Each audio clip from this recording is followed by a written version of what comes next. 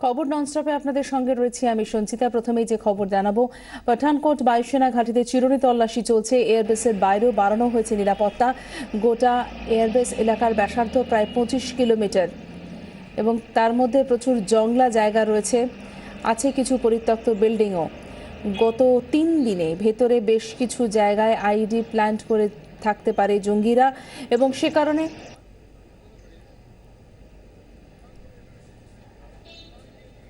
আমাদের প্রতিনিধি অজয় মেজেন কি বলছেন আমরা শুনে নেব। कुछ AK-47 ਦੇ ਉੱਪਰ ਲੱਗਦੇ ਨੇ। ਹਾਲਾਂਕਿ ਅਸੀਂ ਸੁਰੱਖਿਆ ਦੇ ਲਿਹਾਜ਼ ਨਾਲ ਇਹ ਨਹੀਂ ਦੱਸ ਸਕਦੇ ਕਿ ਉਹ ਸਾਰੇ ਇਕਵਿਪਮੈਂਟਸ ਕੀ ਹੈਗੇ ਨੇ। ਉਹ ਸਭ ਮਿਲੇ ਨੇ। 300 ਜ਼ਿੰਦਾ ਰਾਉਂਡ ਸੂਤਰਾਂ ਦੇ ਹਵਾਲੇ ਤੋਂ ਖਬਰ ਹੈ। 300 ਜ਼ਿੰਦਾ ਰਾਉਂਡ ਜੋ ਮਰ ਗਿਆ ਤੰਕੀ ਹੈ, ਉਹਨਾਂ ਕੋਲ 300 ਜ਼ਿੰਦਾ ਰਾਉਂਡ ਜਿਹੜੇ ਨੇ ਉਹ ਵੀ ਬਰਾਮਦ ਕੀਤੇ ਗਏ ਨੇ। ਕੁਝ ਹੀ ਦੇਰ 'ਚ ਜਿਹੜੀ ਹੈਗੀ ਹੈ ਪ੍ਰੈਸ সে কারণে এয়ারবেস জুড়ে মপিং অপারেশন চলছে। আইইডি থেকে বিপদ এড়াতে ধীর গতিতে চলছে এই অপারেশন। পাঠানকোটের লড়াইয়ে এখনো পর্যন্ত মৃত্যু হয়েছে 6 জঙ্গির। 5 জনের দেহ মিললেও 6ষ্ঠ জঙ্গির দেহ এখনো অবধি উদ্ধার হয়নি। বায়ুসেনা ঘাঁটির ভেতর আরও জঙ্গি থাকার সম্ভাবনা একেবারে উড়িয়ে দেওয়া যাচ্ছে না, তাই কৌশলগত জায়গায় গুলি করছেন রক্ষীরা। দেখছেন পাল্টা গুলি ছুটে আসে কিনা। এয়ারবেসের বাইরে নিরাপত্তা বাড়ানো হয়েছে এবং আইইডি উদ্ধারে চিরুনি তল্লাশি চালানো হচ্ছে। এখনো পর্যন্ত 6ষ্ঠ জন যে জঙ্গি রয়েছে তার দেহের তল্লাশি সন্ধানেই মূলত তল্লাশি অভিযান চলছে এবং যেটা জানা যাচ্ছে যে রক্ষীরা পাল্টা গুলি ছুটে আসে কিনা তার জন্য নির্দিষ্ট যে জায়গাগুলো রয়েছে সেই জায়গাগুলোতে গুলি করে দেখছেন সেখান থেকে পাল্টা গুলি ছুটে আসে কিনা। এবং আজ সকাল থেকে যা পরিস্থিতি,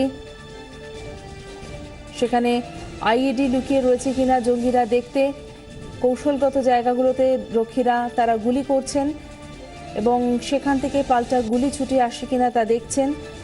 চিরুনি তল্লাশি চলছে।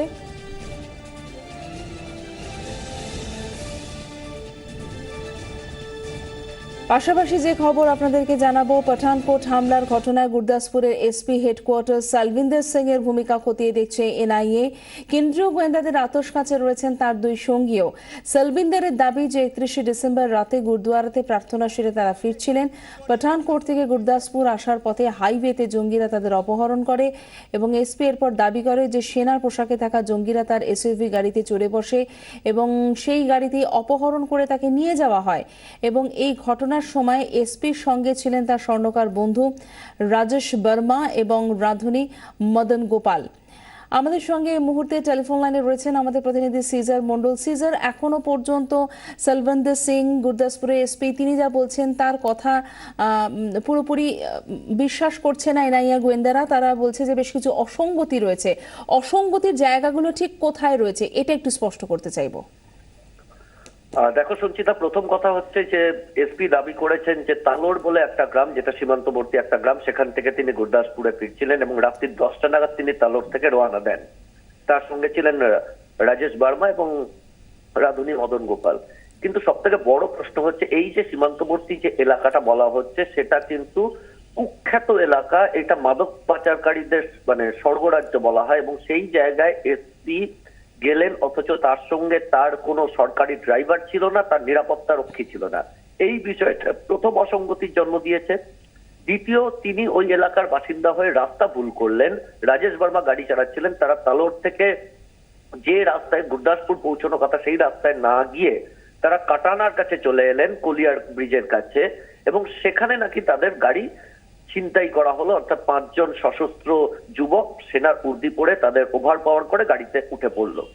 এই বিষয়টা এবং তার সঙ্গে সঙ্গে গোটা ঘটনা রাজেশ বর্মা যে সময়ের হিসেব দিয়েছেন যে তারা কাটানা থেকে দীননগর লিংক রোড ধরে তারা এসে পৌঁছলেন পাঠানকোট টোল প্লাজা দিয়ে, তারা পাঠানকোটের কাছে আকালগাঁও গ্রামে পৌঁছলেন এবং যে সময়ের বিবরণ দেওয়া হয়েছে সেই সময়ের বিবরণটাও কিন্তু যাত্রা পথের যা নমুনা তিনি দিয়েছেন, যা বক্তব্য তার সঙ্গে মিলছেন এবং সেই জায়গাতেই কোথাও যেন মনে হচ্ছে এসপি অথবা তার সঙ্গীরা কোনো জিনিস লুকোনোর চেষ্টা করছেন এবং সেই কারণেই এনআইএ কিন্তু তাদের জিজ্ঞাসাবাদ করছে এবং সেই অসঙ্গতিগুলো আরো প্রকট হয়ে উঠেছে।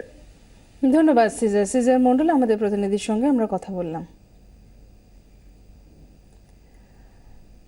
পঠানকোটে জঙ্গি হামলার জের বিদেশ সচিব পর্যায়ের বৈঠক পিছিয়ে দিতে পারে ভারত। 15 জানুয়ারি ইসলামাবাদে পাকিস্তানের বিদেশ সচিব আজিজ আহমেদ চৌধুরীর সঙ্গে বৈঠকে বসার কথা ছিল বিদেশ সচিব এস জয়শঙ্করের।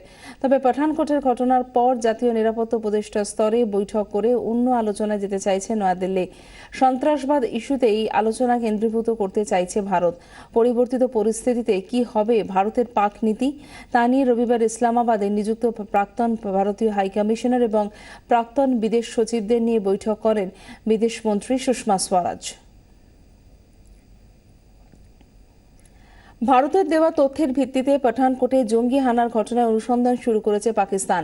পাক বিদেশ মন্ত্রকের তরফে জারি করা বিবৃতিতে একথা জানানো হয়েছে।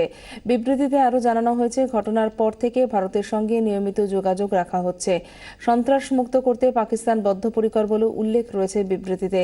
এই ঘটনার জেরে যাতে দুদেশের আলোচনা বাধাপ্রাপ্ত না হয় সে বিষয়টিও স্পষ্ট করেছে পাক বিদেশ মন্ত্রক।